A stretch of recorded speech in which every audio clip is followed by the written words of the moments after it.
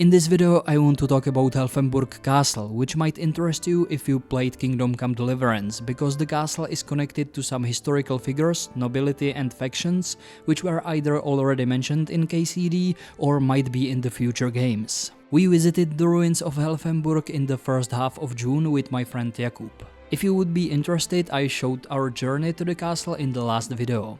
Helfenburk is located in South Bohemia near a town called Bavorov. As you are approaching it, you can see this symbol of a rose. That's the coat of arms of a prominent Bohemian noble family that played an important role in Czech medieval history from the 13th century until 1611. They are called Rosenberkové in Czech and Rosenbergs in English. They come from an even bigger Czech noble clan, which is called Vítkovci in Czech or Vitikonites in English and Latin, if that's how it should be pronounced. I'm not exactly sure. Vítkovci were also called Páni z růže, which can be translated as Lords of the Rose, and as you can see, all of their coats of arms have roses on them. Rosenbergs themselves were one of the richest and most powerful houses in Bohemia, and if I'm not mistaken, they were actually the main nobles that represented Catholics in Bohemia during the Hussite Wars and led the war against the Hussites alongside Sigismund. If you finished the story of KCD, you might have heard their name, because they were part of the League of Lords that's mentioned at the end of the game. But what can we do now?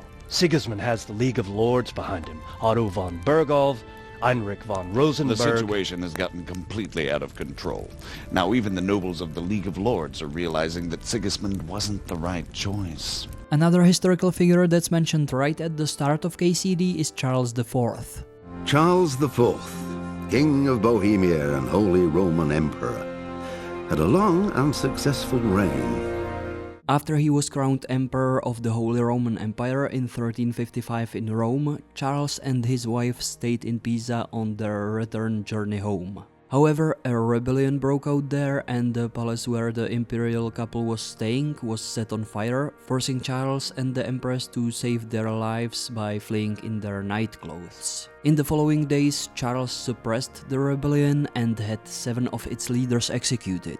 The Rosenbergs assisted him in quelling this uprising. Charles did not forget their help, and later that same year, when they requested permission to build Helfenburk Castle, he granted it. The core of the castle was built around the years 1360 and 1370. By 1364, Helfenburk was specifically recorded as a castle. It exemplified the so-called Czech castle type, featuring a fashionable and prestigious twin palace design of the High Gothic era. The castle's history is marked by turbulent times. Between 1384 and 1397, during a serious conflict with King Wenceslas IV, Prague Archbishop Jan of Jenstein took refuge at Helfenburk before his departure to Rome. During the Hussite Wars, which started 1419, the Hussites attempted to conquer the castle, but they were unsuccessful, so the surrounding estate was ravaged instead.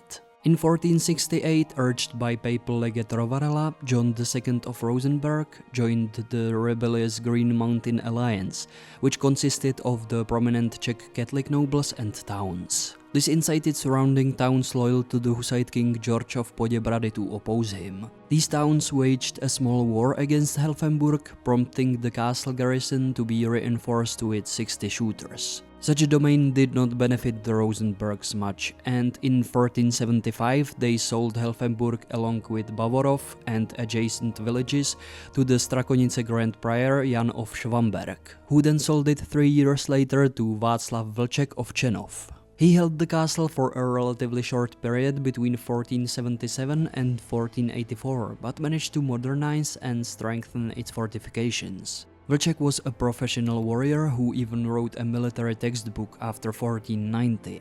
As a top-notch expert in military craft, he recognized the necessity of quality fortifications. He transformed Helfenburk into a solid military base, and as a zealous supporter of Vladislas II Jagellon, launched raids from there against followers of the Hungarian ruler Matthias Corvinus. Vlček had hostile relations with the Rosenbergs, who controlled a large part of South Bohemia, and he was also not very much liked in neighboring Austria, where he occasionally went on military expeditions. That's why during his brief tenure, the castle had to undertake modifications I've mentioned. They didn't affect its core though.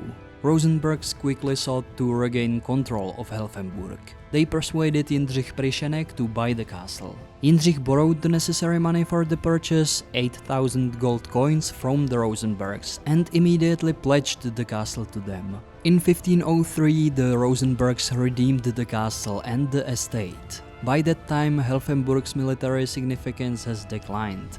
The Burgrave was mainly an economic official and the garrison was reduced. When Wilhelm of Rosenberg built the nearby Kratochvíle castle in 1580s, officials from Helfenburg moved to the town of Netolice. Finally, in 1593, Petr Vok of Rosenberg sold the dilapidated castle and the town of Bavorov to Prachatice, and the locals gradually dismantled the ruins for building material. The last inhabitant of Helfenburg was the local gamekeeper. In 1622, the Eggenbergs acquired the estate with the ruined castle as a post-White Mountain confiscation, and in 1719 it passed to the Schwarzenbergs. In 1922, the property became state-owned, and from 1933, members of the Czech Tourist Club started repairing it. Today the castle is managed by the municipal office in Bavorov. I highly recommend visiting it if you will be in the area, because it's beautiful, and since the large tower was converted into a lookout, there is a beautiful view of South Bohemia, and you can also see Šumava mountains in the distance. Czech castles are usually associated with some local legend, but unfortunately that is not the case with Helfenburg. The only legend mentions a secret underground passage that is said to connect the castle with Bavorov, but that's all, and there's no interesting story around it as far as I know. We wanted to camp somewhere on the edge of the woods under Helfenburg on some meadow overnight, which is why we carried so much luggage with us the entire trip. However, since Jakub works as a professional actor, he received a call during our journey to the castle that he had made it to the second round of casting for some German film or series, and the director wanted to see him in person the following day in Prague. Jakub obviously needed to prepare for it, so we had to end our trip a bit earlier than we initially planned. I called my aunt and asked her to pick us up at the parking lot below the castle and drive us back to Volyně, where we had our car, and we returned to Prague that very evening. At least it wasn't for nothing though, because Jakub got the role in the end. I would like to thank him for the footage of the castle from his drone.